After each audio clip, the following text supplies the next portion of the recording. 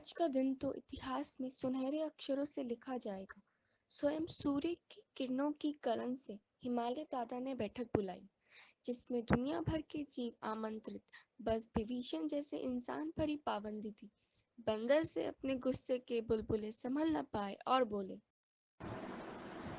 एक ज़माना था जब मुझे फ़क्र होता जब कोई हमें इंसानों का पूर्वज कहता। अब तो यह बात सुनकर मुझे खुद ही पर घिन आती है।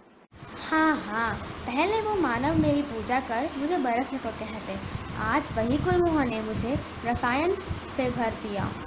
अब तो जब खांसूं तो बिजली गिर जाती है और जब छींकूं तो तूफान उमड़ जाता है। पूरा तंत्र दूषण कर दिया। विक्स की गोली लो, खिच खिच दूर करो। सारे पेड़ ठहाके मार हंस पड़े। पशुओं और नदियों से भी अपनी बत्ती सी छिपने न छिपी।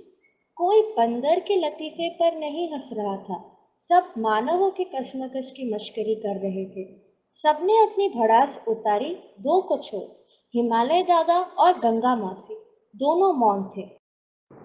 यूं तो दोनों पिता पुत्री हैं, पर दोनों की कभी नहीं बनती। जहाँ हिमालय अटल और स्थिर है, वहाँ गंगा उदार और अस्थिर। पर आज दोनों के मन में एक ही बात थी। ऐसे में लोमड़ी अपनी तीखी जुबान पर लगाम न लगा पाई और फुसफुसाई, उन धूर्त मानवों ने दादा को हक्का बक्का कर दिया। बेचारे हंसने की क्षमता भी खो बैठे। अब पानी सिर से ऊपर चला गया। हिमालय से यह सहन न हुआ। वह घुर्राकर कांपने लगे, इतनी तीव्रता से कि बंदर अपने पेड़ पर से गिर पड़े। पहाड़ पर स्थापित मानवी बस्तियां तीतर बीतर हो गई। ऊपर एकत्रित जीवों की हालत भी योग्य न थी। गंगा और यमुना भी पर्वत से फिसल गई। मानो हिमालय दादा में लावा समा गया और वे परशुराम की तरह अपने ही परिवार का अंत कर सब खत्म कर देना चाहते थे। अपने पिता के इस प्रकोप को देख गंगा बहुत घबरा गई और मनाने दौड़ पड़ी। ठहरो पिताजी, अपने ही संतानों को अपनी ही कोख में नहीं मरने दे सकती। इन्हें अवसर दे। बस से मस न हो। गंगा मासी ठहरी तेज मिजाज। वह बगावत पर उतर आए। गंगा और हिमालय के बीच द्वंद्व हुआ, जिसमें उन दोनों की मृत्यु न हुई, पर बाकी के जीवों का जीवन खतरे में पड़ गया। मानव तो कयामत का चेहरा देख बौखला उठे। प्रकृति से विनती की कि उन्हें अपने पापों का ऋण चुकाने का अवसर दे।